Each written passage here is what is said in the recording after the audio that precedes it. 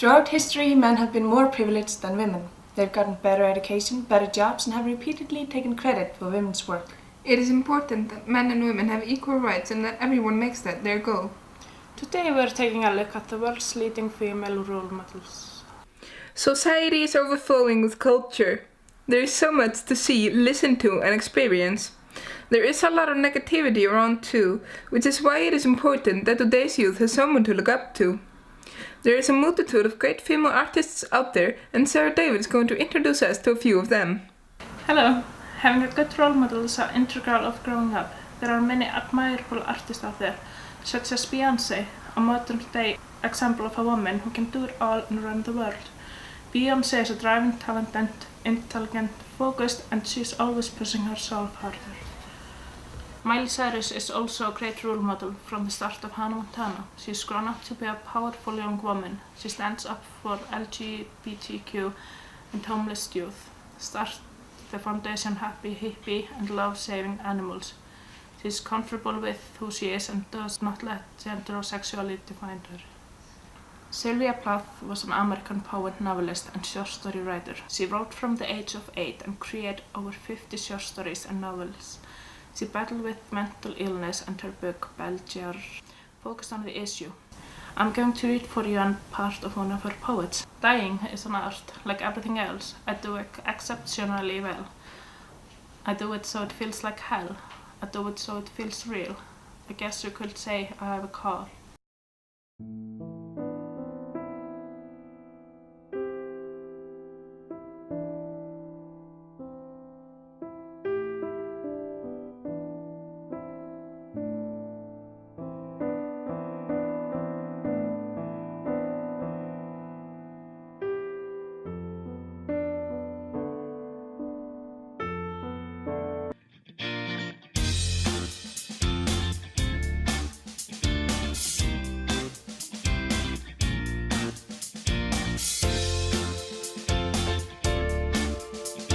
Ask not what your hair can do for you.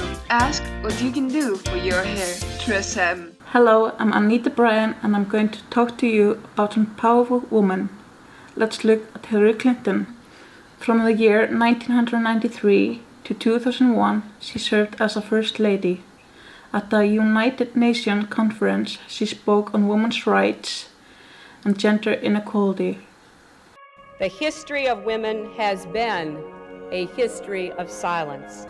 In 2014, she launched the Collaborative for Harnessing Ambition and Resources for Girls' Education, along with Julia Gillard, board chair of the Global Partnership for Education. The 5-year initiative is committing $600 million to enable 14 million girls around the globe to go to school. Hillary is currently running for president, making her the first female candidate in American history. I'm going to fight until every little girl in America knows she can grow up to be anything she wants, even President of the United States. It might come as a surprise to some, but Lady Gaga is also quite the activist. The Queen of Pop has donated large sums of money to various charities and actively speaks up on social issues such as rape. In 2012, she founded the Born This Way Foundation, which is a non-profit organization that focuses on empowering youth. As an artist that is not afraid to try new things and truly be herself, Gaga is an icon for the gay community and all of her fans across the world.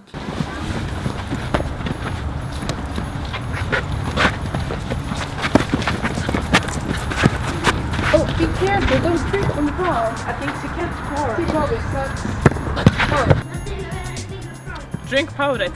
It's hard to talk about female role models without mentioning Rosa Parks. Parks was an African-American civil rights activist whom the United States Congress called the First Lady of Civil Rights. On December 1, 1955, in Montgomery, Alabama, she refused to obey a bus driver's order to give up her seat in the colored section to a passenger who was white. Her refusal to surrender her seat to a white passenger on a public bus spurred on a citywide boycott and helped launch nationwide efforts to end segregation of public facilities. the city of Montgomery had no choice but to lift the law requiring segregation on public buses. Rosa Parks' actions became very important symbols of the modern civil rights movement. And talking about being important, Condoleezza Rice is one of the most important figures in the 21st century.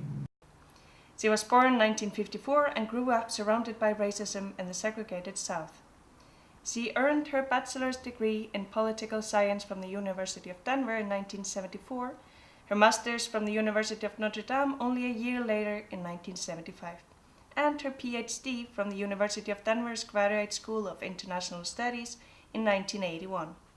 That same year she joined Stanford University as a political science professor, a position that she has held for more than 3 decades. In 1993, Rice became the first woman and first African American to serve as provost of Stanford University, a post she held for 6 years. Condoleezza Rice was as well the first black woman to serve as the United States National Security Advisor and the first black woman to serve as the U.S. Secretary of State. In addition to being a very successful politician and an educator, Rice is a very skilled pianist. She has been playing the piano since she was a little girl, and even though she does not play professionally, she has played with a lot of famous musicians such as Aretha Franklin and has performed for Queen Elizabeth. In her later years, according to herself, she is now going to focus more on being an educator instead of a politician. For a long time in our history, women had no access to education. Although nowadays many women can study whatever they dream of, there are still 31 million young girls out there that can't go to school. That is something that needs to change. Emma Jones, an expert on the matter, is here to tell us about it. So what can education do for your life? Education can help lift people out of poverty and be a key to a successful career. There are many powerful women fighting for women's right to education. Such women include Julia Gillard, Chair of the Board of the Global Partnership of Education; Emma Watson, Goodwill Ambassador for UN Women; Yo, it's Lynn, and I have to laugh. How can we not be equal? We're like half. Like, women are like half of the people on Earth. And yes, they should have been equal since birth. That means all day, every day, equal pay, every way. Okay, are we really okay? Michelle Obama, America's First Lady, who started the Let Girls Learn initiative that focuses on providing education for girls worldwide. And last but far from least, Malala Yousafzai, the incredible woman that defied Pakistani extremists and became a global icon for the importance of educating girls. She is the youngest ever to receive the Nobel Prize. Julia Gillard had some great words on the importance of educating girls. Nearly 15% of women worldwide cannot read or write. That's nearly 500 million women. But this is not just a problem for them. It is a problem for all of us. Because whether a girl, boy, man or woman, we all live in the same world, and that world needs all the brainpower, creativity and productivity it can get. As you can see, there is no shortage of inspiring women out there. These strong, independent women will hopefully inspire today's youth to be true to themselves and follow their dreams.